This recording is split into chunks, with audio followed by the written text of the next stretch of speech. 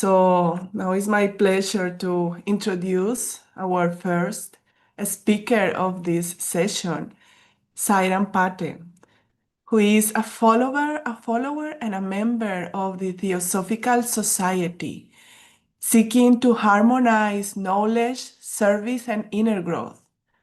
With academics in psychology, computer science, and banking operations, he brings disciplined thought and reflective inquiry to his spiritual journey. Since the year 2017, he has been consciously engaged in the path of self exploration and self transformation through theosophy. In 2019, he participated in the Workers' Training Camp at Adyar and the Telugu Federation Goal Review meeting at Varanasi. In 2020, he spoke at the 124th International Convention in Varanasi on the topic The Divine Spark in Action. He also spoke at the 97th Easter Conference in 2021 on intellect to intuition. Apart from his public speaking and his multifaceted professional life, he is also an active worker of the Ananda Lodge, Tedepalligudem, contributing to its administration, to its activities, and he is devoted to making theosophical teachings accessible to Telugu states through translation and digitalization in the spirit of universal brotherhood. So, really, he is a person that is committed to theosophy, and it is a honor and a joy to have him here to speak on When Illusion Ends, Reality Begins. Please, Brother Sairam, the floor is all yours. Thank you. Thank you, Catalina ji, for a brief introduction, and thank you for the management and the administration of Telugu Federation, my regional president, secretary, and all. Today we are in 2026. We are sitting here with a connected technology like digital that I will discuss. We will try to inquire in the methods of Jiddu Krishnamurti. We try to understand the current situations around the world, comparing with understanding a detailed versions of illusion and reality on the topic of where illusion ends, when reality begins. So, to discuss this illusion, reality, and absolute truth, we have to understand our times, and we have some questions today and in the past as well. Like a person who is born in 1950s or in the earlier 1950s, like without freedom and unfreedomed India, and today in 2026 we are sitting in a day of technological development, industrial revolutions come so far, but still we have fought World War One, two, and still the number is continuing after 75 years or 100 years. We'll try to understand our own self, our human development, generational understanding, and compare how relevant and reflecting the time before 100 years and today. Most of us has spent our lives being told what to think by our parents, our schools, our society. But today, we are here to embark on a joint investigation and an inquiry, like two friends sitting on a bench in a park, looking at the movement of our own minds. How are you listening to these words right now? Are you comparing what I say to what you already know? If you are not listening to me. There is a clear difference between hearing and listening. When the thought comes into picture, comes into your mind, then you're listening, or else just your senses are working. So, as I said, you are listening to your own past. We have a deep tradition of hearing, but we often hear through a screen of projection, screen of layers, like images that we create on human beings as well. Let us be clear of what is reality for now in this discussion. It is everything that is thought, our thoughts in the brain, our mind has put together. The screens you are looking at, the monitors, the mobile phones, or the chairs, the couch you are sitting on, and the concepts like nationalism, boundaries, God, symbols, these are all a kind of reality that we are living in. On the other part, illusion is whatever it is that escapes from reality, or it should be. It's simply illusion is not real. We'll see more of this contradictory and how they are interweaved together and differentiate the absolute truth and freedom. Can we listen to each other without considering our past? Are you looking for a method to remove illusion, or you're simply observing it? Let us look at those of us who have spent decades of following traditions. I want to take you to the earlier days of our freedom in India in 1940s, 30s, or 1950s, where there is no industrial revolution, mechanical development, these kind of fast-paced culture, transportation. We have made our image or our careers or our life mastering a skill, doing a job, and uh, spending time with family and developing. With that, over the time, we have seen the mechanical development, industrial development, and technical development. We are programmed with all those conditioning, our culture, our family, our social circles have written a script for our brains. We always seek a security. Even today, in the age of technology, in the age of AI, which I have to speak on, so the artificial intelligence. Krishnamurti also introduced a word, ultimate intelligence, that we will discuss at the end of this session. So we will seek security in rituals, in our daily life, and we need a continuity or a comfortable life. We can say in the boundaries that we created for our own self, for a state, for a nation, for a country, and our world as well.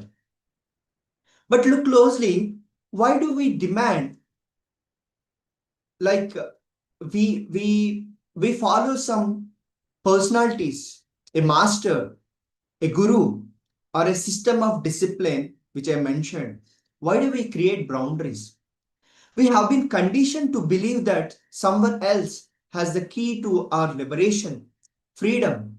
But following any personality or an authority is an act of imitation. And where there is an imitation, there is fear. Where there is fear, our intelligence is absent. We use discipline to suppress what is, so we can conform to that ideal, the image we are constructing, that we repeat these patterns because they are predictable. Psychologically, we are caught in a habit, in a loop that dead end, that closes the loop of our thought, our sensitivity. We may sense the world around us, but the sensitivity we lose or our thought that constructed on our opinions or on the past. Are we really, to ask you, why do we demand that someone else tell us how to live? Or we are looking on for someone else uh, we look upon to, that we follow, we enact, or how we imitate, or how we meditate, is the not that very search of spiritual authority, a flight from our own internal chaos. Now, for those in our midst of their careers, like me, in our 30s or 40s, family building, there is a different pressure, the drive for success, and paralyzing fear of failure. It is reflecting the situation around us, like a middle-aged person or a middle-class man who is fighting every day to meet the family demands, the societal demands, and the survival in the times of war and in the age of AI. We live in the constant gap. There is what I am, perhaps lonely, anxious, or aggressive, and what I should be, successful, calm, or noble. We spend our entire lives trying to bridge that gap. The pursuit of the should be, must be, I will be, and I am is the ultimate illusion. It prevents us from the understanding of the actual fact of what we are, what a human being is. Think about fear. Is fear is an actuality? Is it the real truth? Or is it the very second or at the moment of the thought, you are either remembering a past pain or projecting a future loss? Thought in our minds create a psychological time. The idea that I will be happy tomorrow or I will be better next year, it will be good every day. As long as we measure our worth, our capacities by comparing ourselves to our neighbors, colleagues, or an ideal or a personality, we remain in the conflict of duality because it is not the real you. You are thinking in the image of others. You want to be some other person. You are trying to engage yourself, you engage your thoughts in others' life. For an younger generation today, born after millennium, who is listening today, who is born in the world of curated images or the developed technology, like social media, they are creating images online. They're creating a digital personality, a digital me, to be validated by the world around them. But look inward. We do this all in all our relationships. We try to reflect others. We try to reflect other thoughts or the conditioning created by our governments, parents, or anyone who is above. We think that are above us or our ideals. So when you look at your parent, your spouse, or your friend, are you looking at like a real human being?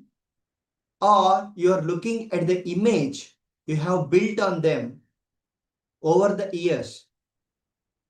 If your spouse or a son or your child did something to hurt you that was in the past, like 10 years ago or 5 years ago or yesterday, that memory is the screen, the layer through which you see them today.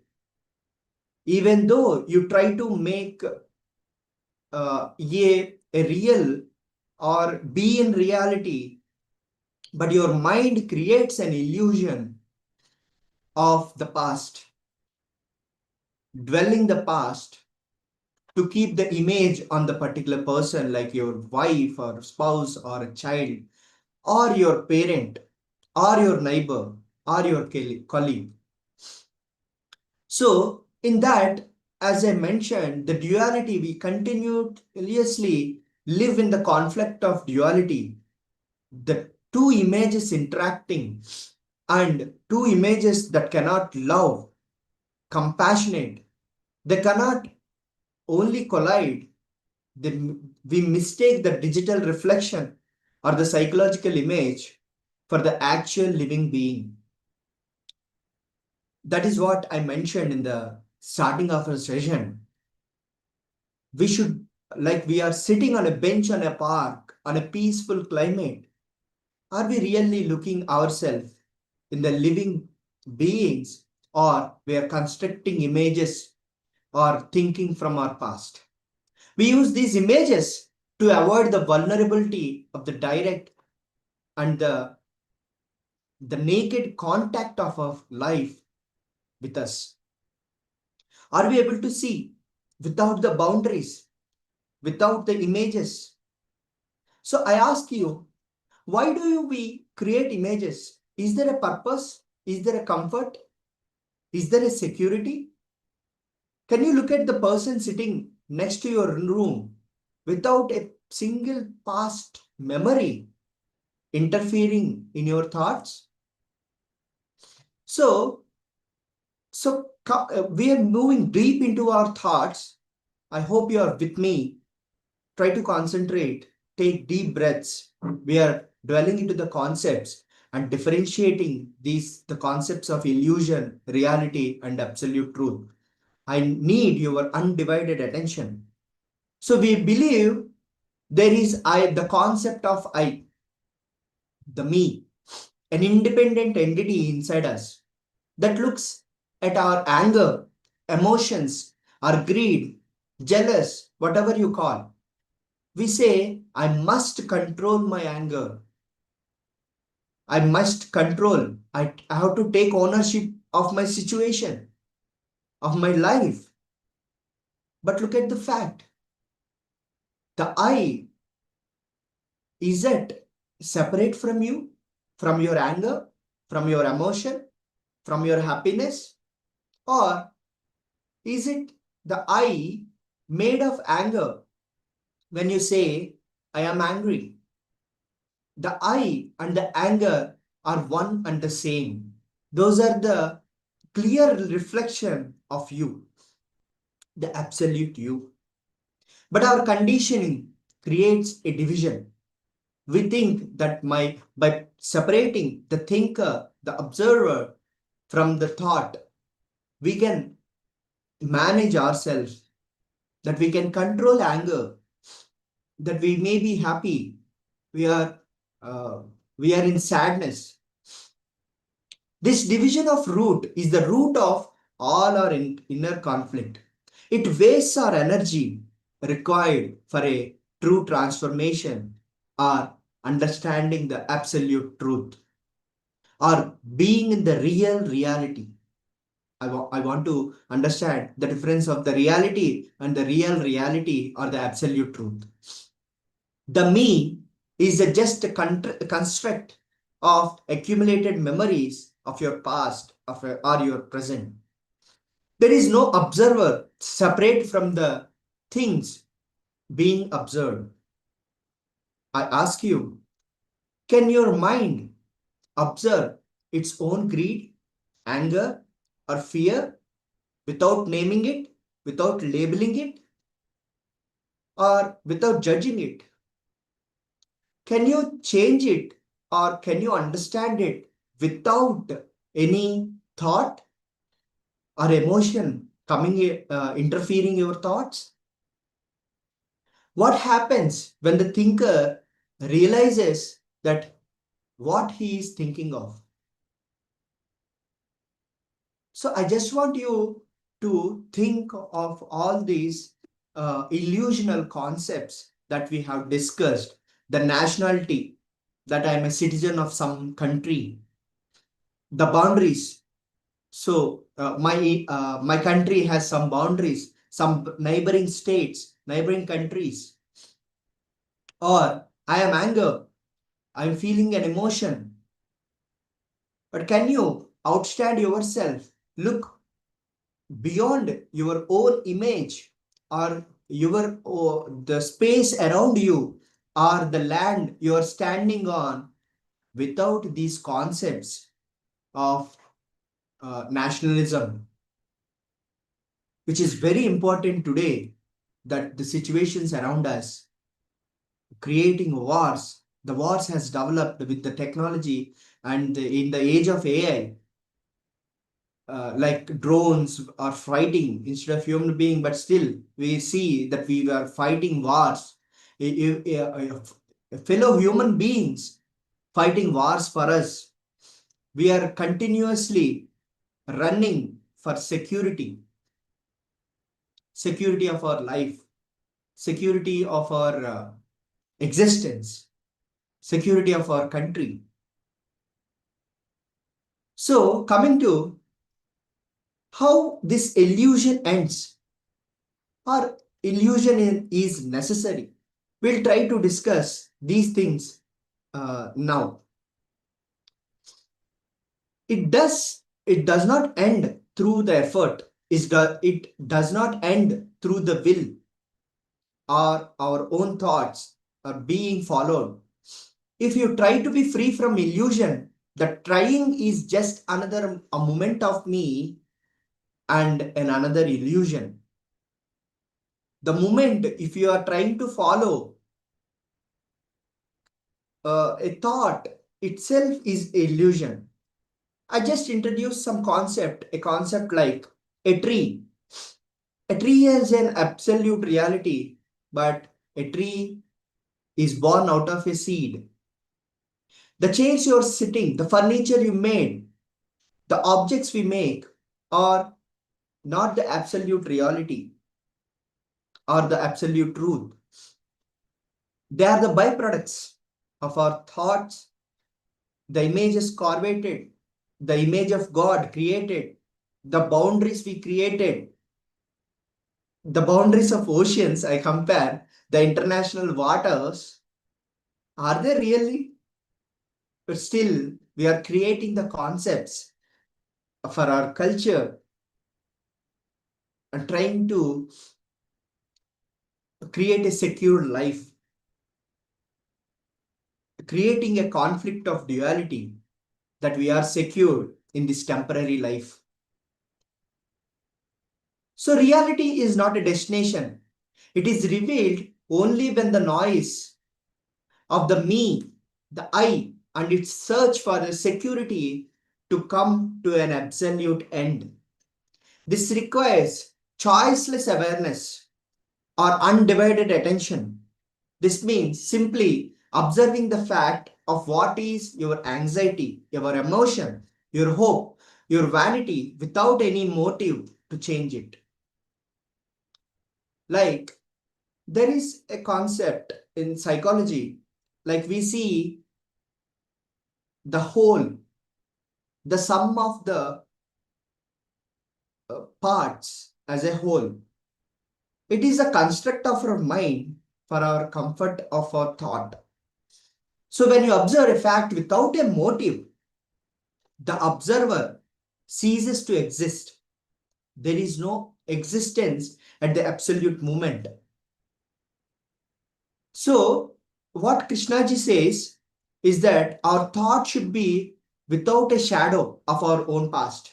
For example, if you look into your past, or your thoughts are depending on your past, you are creating an angle. For example, a shadow created in the morning or in the evening or in the day, but at absolute on your head. So without a thought, there is no shadow, there is no reflection. When the light sits on your head, or a sun is on your head, the enlightenment comes. You are absolutely free of your thought. We can also think of an example like we fear of snakes, we fear of animals, or we fear of wars. But these are all our thoughts, our experiences that created an image of a snake is dangerous, war is dangerous, or a tiger is dangerous. But in reality, the mind constructed our own thoughts, our experiences on the past, but the what is the absolute truth? You're not seeing through an image of the tiger. It is a living being, or a snake, or the fellow human being, or a fellow citizen of another country. You should see without the reflection from the past, without a shadow of the past. The absolute light. Our brains must be every day, our brains must be a dustbin with an open bottom. Or you should always look your mind or your thoughts with an open loop through a pipe or a tunnel. That's how you are free from the illusion or the reality you created on the illusions. That the concepts which I have told you, the boundaries, the wars, or even the technology that we have developed. So the old age generations have created a personalities connected to a job, created a security. As we discussed, are the securities are really needed? Yes. Is the concept of God needed? Do we need these concepts? Yes, to some extent. A poor and a rich, a poor to survive, or a middle class person to survive, the human beings to survive their life, every day our mind creates our knowledge, accumulates some wisdom of the past for comfort of our life. But to go beyond, to understand beyond the death, or to absolutely free, to understand the absolute reality, that is the truth.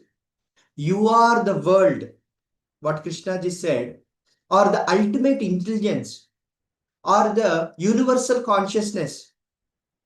So all these concepts, when you are free from these securities, yes, I agree that these securities or the boundaries should be there for a comfort of living at the lower level, but at the higher level, we are all one. As I said, you are the world. We should be universally connected with the consciousness. The consciousness beyond the lakhs of years or the past or before the freedom or the consciousness today. I compare a situation. As said, if there is no skill, there is no job in the earlier days.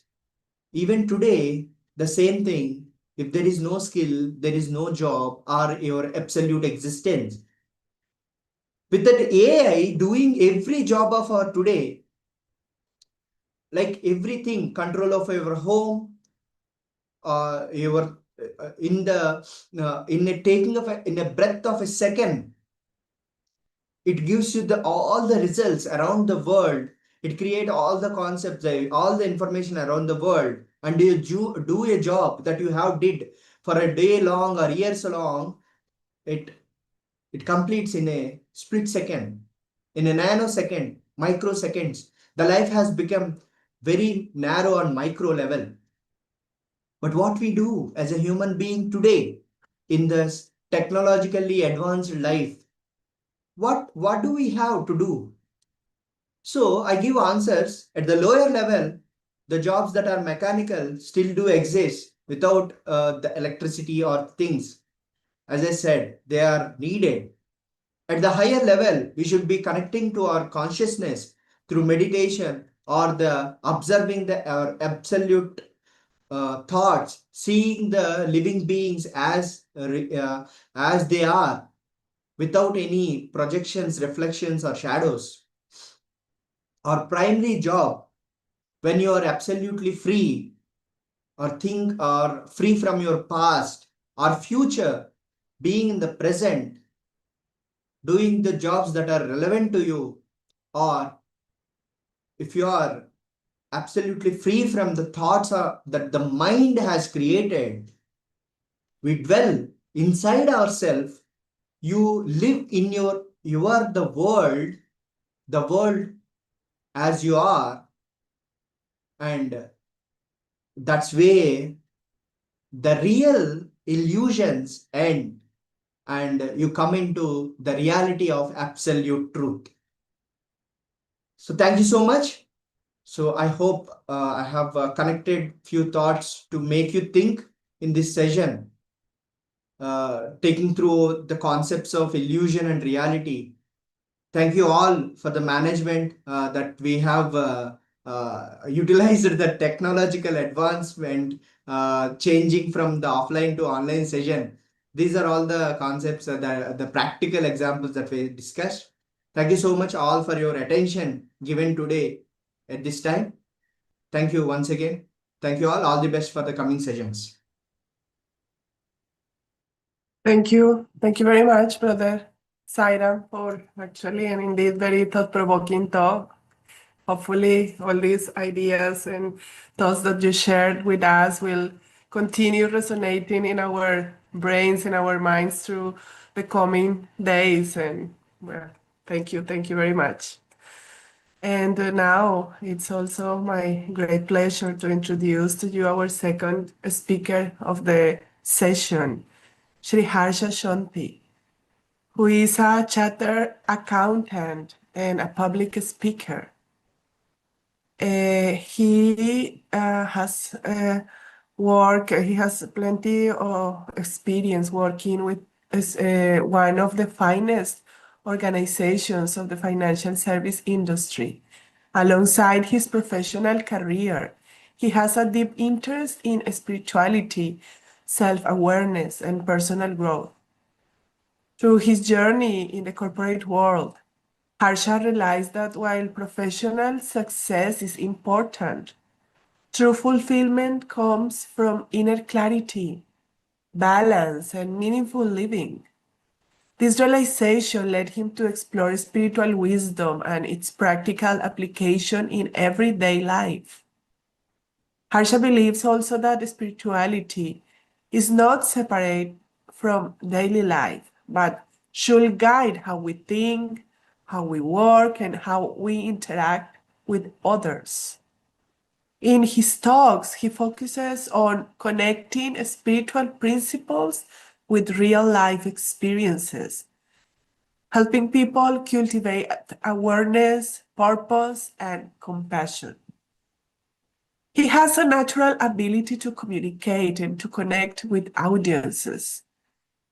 And with this ability, he aims to inspire individuals, especially young professionals, to integrate the spiritual values into modern life while pursuing their ambitions. So we could say that all is about balance, and it's very interesting to read this. And he is going to talk about seeing life as it is, not as we want to be. So with that, I welcome to the floor Sri Harsha. Thank you very much for being here today with us. The floor is all yours. Thank you. Thank you. Pleasure. Um, First, check. I want like everybody are able to hear me, right? Just give me a thumbs up, Catalina, if it is okay. Yes, yes. Yeah. Maybe you can talk a little louder. It will be Yeah, yeah, better, but awesome. we Yeah, can I can. I listen to you. can. Yeah, yeah, yeah. Thank Yeah. you. Um, Wonderful, wonderful. So Saturday feels like a Saturday because we are having different speakers, different thoughts, perspectives. Absolutely good. So, brothers, and the path in which we are in. Let me give you a small analogy, right? I work with numbers for a living.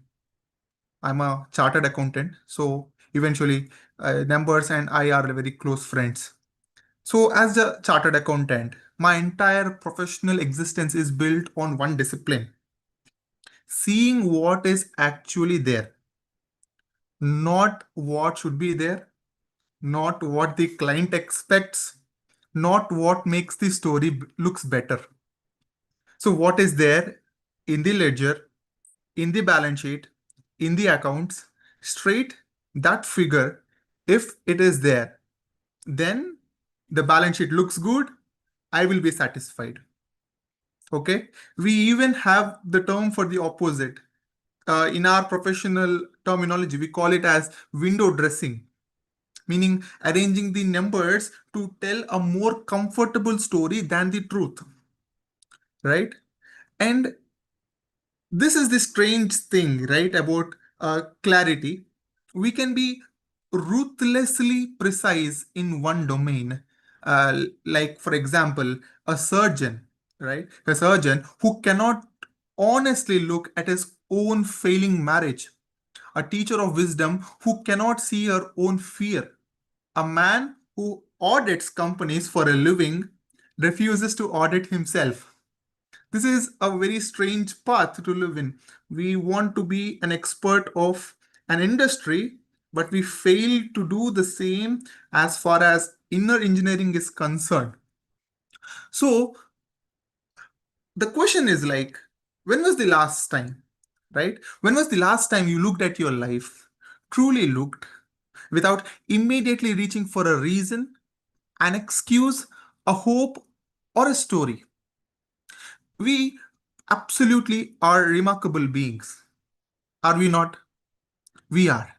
We can hold an entire universe inside our minds. We can imagine futures that don't yet exist. We can remember pasts that no longer are. And somewhere in between, somewhere in the space between what was and what might be, we forget to see that between what is. Today's talk is about that forgotten act, the radical, the quiet, the almost revolutionary act of seeing life as is, not as we want it to be. The theosophical literature of Maya or illusion, it speaks in so many different terminologies, in so many aspects, and they bring the concept of Maya in theosophical literature in many ways. But we tend to think of Maya as something cosmic, something out there. We imagine it as something, a grand metaphysical fog descending upon us, right? Descending upon humanity. But in my experience, if if I have to look at my experience and perhaps in yours too, the most powerful Maya, the most powerful illusion is the one we spin upon ourselves quietly every single day like a tablet, right? We want our relationships to be a certain way. So we stop seeing our loved ones as they are. We begin to see the version we need them to be. Imagine, look at your relationships, look at your friends. The moment they stop being the way you like them to be, you start disliking them, right? We want our spiritual progress to be at a certain level. So we curate the evidence. We highlight the moments of peace and tuck away the moments of anger. We want our health, our careers, our sense of purpose to conform to the picture in what is actually in our mind, not what is actually there. And when life presents something different, we don't update the picture, we argue with reality. How often we argue with reality? I would say every single day. Okay, let's say I am expecting a promotion and suddenly somebody else gets. What is the immediate action I do? I react to the situation saying, okay, this is bad. This is very wrong. Rather, how often we see what could be the possible reason for me not getting promoted? That is the evaluation which we should do, not just this half an hour, but throughout our life to make a better life, better living. H.P. Blavatsky, in The Voice of Silence, writes of the mind as a mirror. But a mirror only becomes useful when it is clean. A dusty mirror gives you a reflection, but it gives you the reflection of a dust, not the truth, obviously. So, the first step in this path of wisdom is not the acquisition of knowledge, but it is the removal of the obstruction which is in between. When there is no obstruction, right, when you're walking and there is obstruction, obviously you don't see the path, you see the obstruction, you try to get rid of that obstruction step by step, step by step. Then only you go to that destination. But if imagine the road is clear with no obstruction, then how cool it would be. How cool it would be to walk like that. So that is the area where we should target. If I have to name these obstructions in a sense to for us to understand in a spiritual terminology, the first would be desire. It's not just the physical desire alone, but the deep, almost unconscious desire for things to be different. The wishing that something were otherwise. Correct? Just like how I said, when if I'm not getting promoted, array, no, this shouldn't happen. The alternative reality that we always try to get in is the point I'm talking about. The first is the desire, a relationship, a circumstance, a loss, a self, anything for that matter. That obstruction should be closely watched upon. Eliminating is a different thing altogether. If you try to eliminate without you watching it in the first place, that becomes a whole lot of obstruction. So, first thing is that we need to observe that particular segment which is the desire. The second would be fear.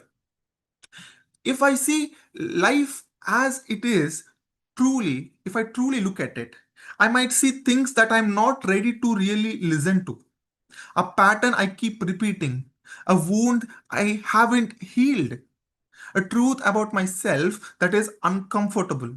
So we look away. So we don't want to look at that side only. We keep ourselves busy, we scroll, we plan, we dream, anything but simply seeing. Because that fear of truth is existing inside our mind so badly that whenever we hear truth about ourselves, we try to walk away. Maybe not physically walking away, but we don't try to really listen to the truth because it shakens up your belief system. Is it not? Definitely it is. At least for my case, it is. So these two things, the first desire and the second fear and the third is identity.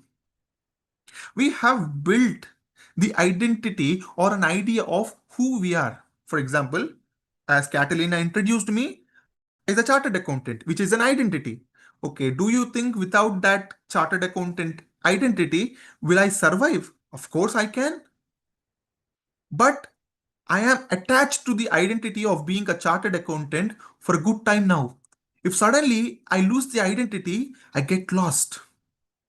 And when life presents us with that evidence that contradicts an idea which you really have originally, we protect that idea not because it serves us, but because it is familiar, it is friendly, it is giving you a sense of happiness. That is not real happiness. It is giving you a sense of happiness. That is the illusion, the coverage, the Maya or whatever the terminology we can use. So we like that. We love to be in that riddle. So we don't want to solve that riddle because we don't know the answer. That is not the point. We want to be in that riddle. So we keep on questing. But riddle makes us feel like, okay, we are happy here. So just to take you about a story, right? A story which you might know. Everybody knows this story in a different pattern. But let me take this story and try to jot a point which I really want to talk about. There was a monk, right? There was a monk who had spent decades in spiritual practice. One year, floods came to the village near his monastery. Okay? The waters rose and the monk climbed to the roof of his dwelling. He sat in calm meditation, certain that divine grace would definitely protect him. So, what happened? A boat came by. The rowers called him, "Come, we will take you to the safety." The monk waved them away. "God will protect me," he said. The waters rose further. A second boat came again now. The monk declined, "I have faith, God will come." Okay, fine. The rowers are going. The third time, a small boy, a small boy with a raft, barely is visible. He came. Now this time, the monk sent him away. Eventually, the monk drowned. In whatever version of this afterlife he found himself, he asked with great frustration, "Arre, I spent my whole life in devotion. Why did you not save me?" And the answer came, "I sent you three boats. What are you doing?" So that is what. Now, I know this story is usually told in a lesson to recognizing help, but today I want to tell it differently. The monk's problem was not lack of faith, it was a rigidity of vision, right? He had decided firmly, completely, what divine grace was, what it was supposed to look like. And because reality did not match his expectation, he could not see what was actually being presented or offered to the monk. That is what happens to us also in daily life. We fail to recognize because we have a particular impression or an expectation, or this is how it is supposed to be, right? Oh, that is the reason why many things, sometimes even it presents to us near the hand, we refuse it by saying, "This is not what I want," right? That is what it means to see life as it is rather than what we want it to be. We miss the boats, we miss the teachers, we miss the turning points, not because they were absent, but because they didn't arrive in the costume we expected. So we want a particular style. If that style is not there, automatically we feel this is false, this is bad, this is wrong. We refuse altogether. So, how important it is for us to refuse our learnings, our belief system, our identity, ourself entirely, and look at things as it is. It on paper, it feels absolutely easy. But let me tell you, I am trying it. I'm still trying it. It is not at all easy. It is not at all easy.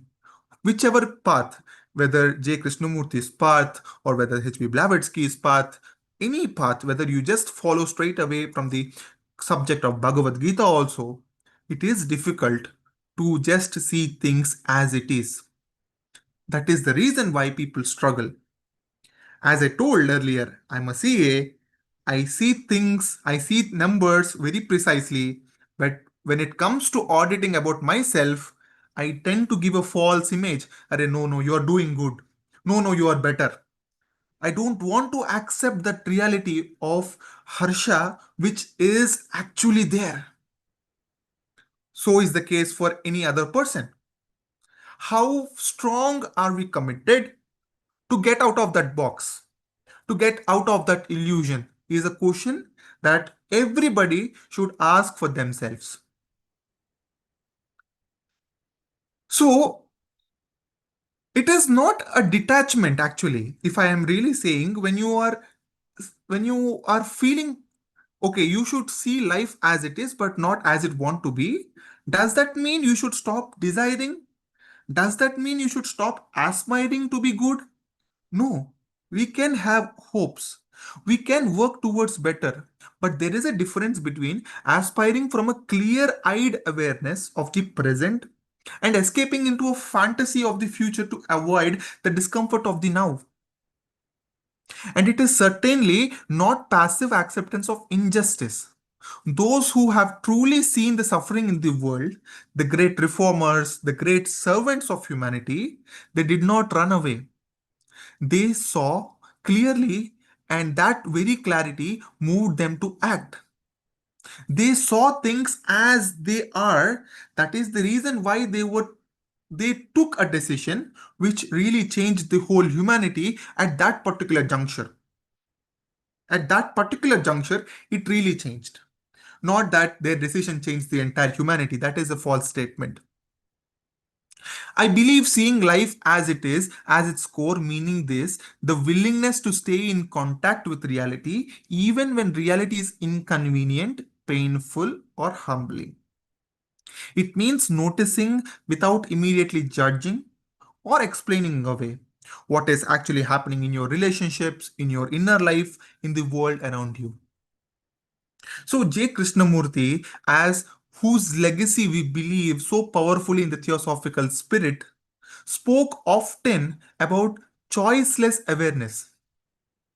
Not the awareness that chooses what it wants to see, but the awareness that opens itself to whatever it is. To observe without evaluation. He is the highest form of human intelligence. So, this statement, right, I have taken from the precepts of J. Krishnamurti only. To observe without evaluation is the highest form of human intelligence. This statement looks so simple, so small. Okay, there is intelligence, there is observation, there is evaluation, what it is. So, when you see me as a speaker, you might see me, okay, Harsha is talking well, or Harsha is lacking this, Harsha is doing this, Harsha's hand gesture is moving like this.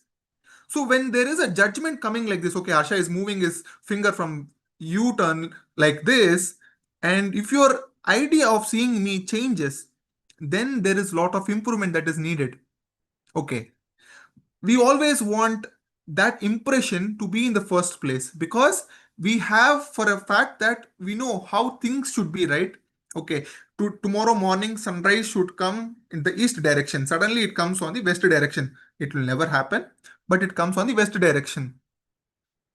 What happens? What you will do?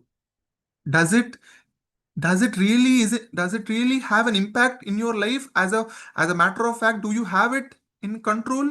Absolutely not. When things happen, it happens like that. It happens like a straight line. You don't have a control or you don't have a position or a point of time where you can stop in between and say, hey, this is wrong. When you're able to say that, you're trying to judge or contradict what is happening because you don't want things that are moving in the direction it has to move, but you want to say, okay, this is wrong. It has to move in some other direction because that is the direction which I believed. Okay, okay, you believed something, but nature doesn't know, time doesn't know, space doesn't know.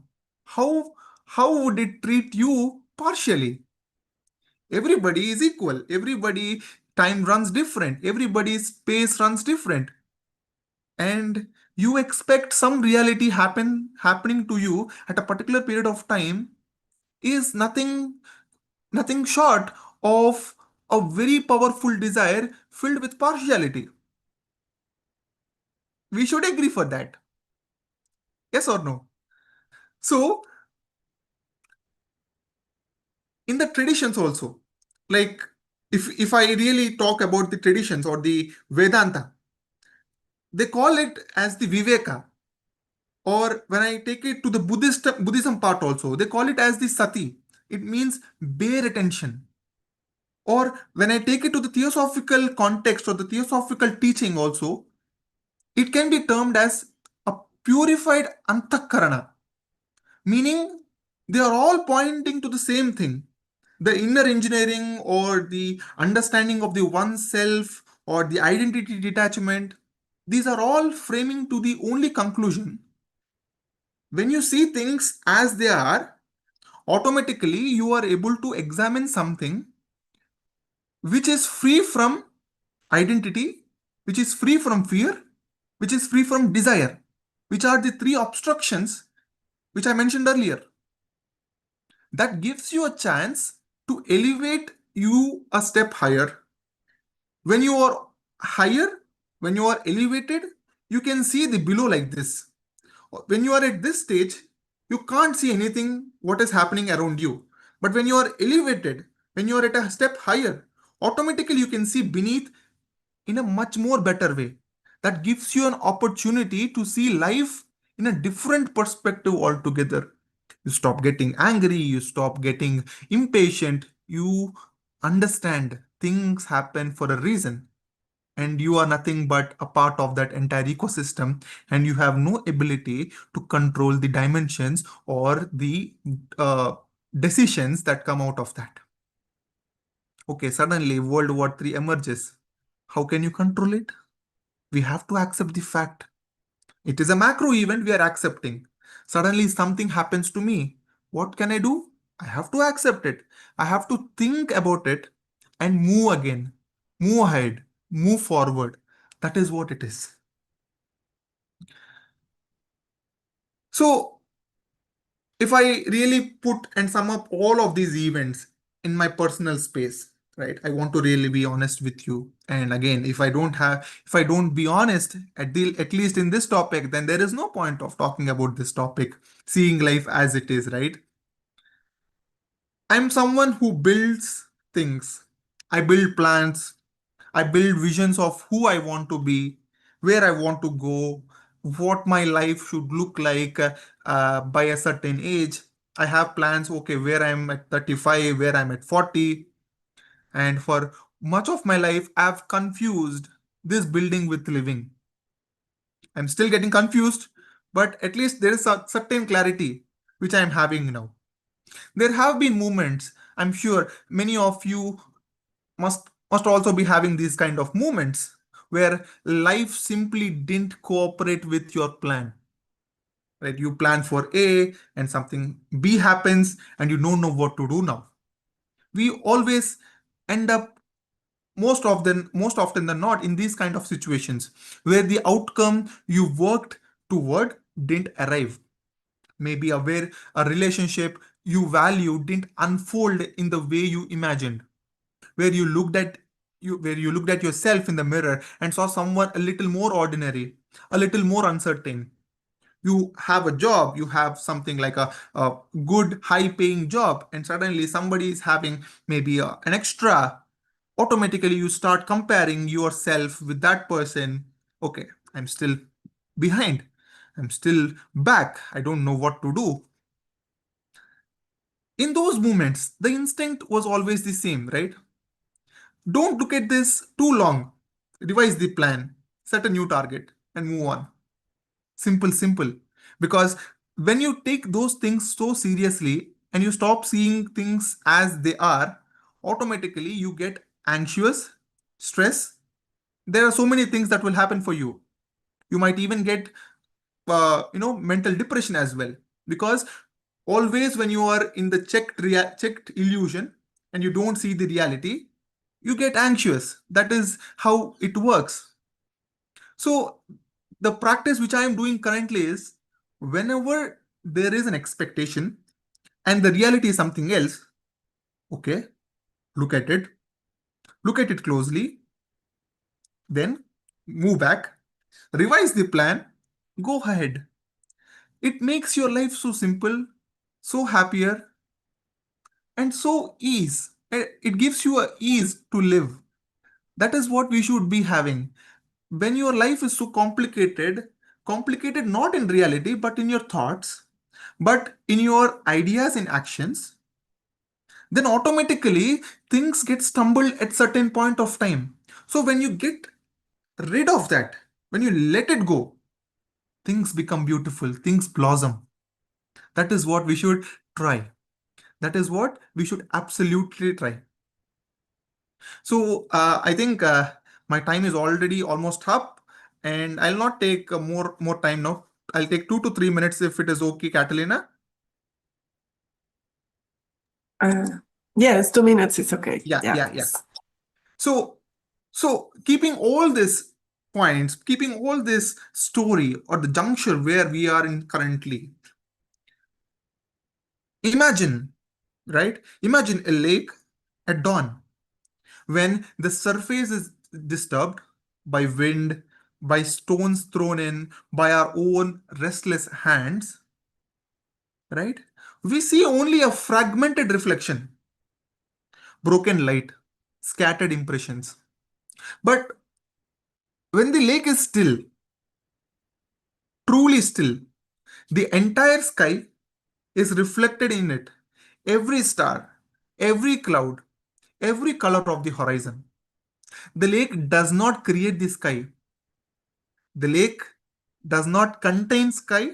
The lake does not create the sky. It simply receives it. This is what we are capable of when we stop insisting on how the sky should look and allow ourselves to simply see. Seeing life as it is not a diminishment. It is not the surrender of our dreams or our aspirations. It is not a cold clinical act. It is, I believe, one of the deepest acts of love. Love for truth. Love for the life we actually have been given rather than the shadow life we keep on building in our minds. And perhaps, most importantly, it is the doorway to genuine transformation. Because we cannot change what we do not see. We cannot heal what we insist is not there. We cannot grow beyond a picture of ourselves that we refuse to honestly examine. The invitation of this movement, of this gathering, of this tradition is always the same. Be willing to look, truly look at your life, at yourself, at the world with eyes unclouded by longing. And in that looking, not despite its honesty, but because of it, find the extraordinary within the ordinary, the sacred within the real, and the light that has always been there, waiting for us to finally see it. I really appreciate the opportunity given for me to share my thoughts, and it is an honor, it is a pleasure for me to talk about things which I really wanted to share with you all. The speakers, fantastic. The stage is super good. I know the fact that we are supposed to meet at Adayar and now it was converted into online. I appreciate the entire coordination and administration. Thank you so much. Thank you for the opportunity. Have a good day. Thank you very much, Sri Harsha, for your deep and inspiring talk. May we be able to apply that Viveka in our lives. And with this, we conclude the session, the second session of today. And we thank everybody that joined, that was here with their listening and their connection. Though separated by distance, since we were not able to meet in a jar, we feel that connection of everyone from heart to heart. So let us continue in that feeling from the upcoming sessions and the upcoming days. And now we break for the lunch break. But I wanted to remind you before leaving that at 3 p.m. we have three very interesting short talks on how yoga helps in removing illusions by Sister Bimal Balachandar, how study and meditation help in removing illusions by Brother Shikar Agnihotri, and how selfless service helps in removing illusions by Sandhyarani Ji. So, with this in mind, let's have a good pause and gather together in a few hours to continue with this experience and this beautiful gathering. I thank also to the organizers of the South Indian Conference.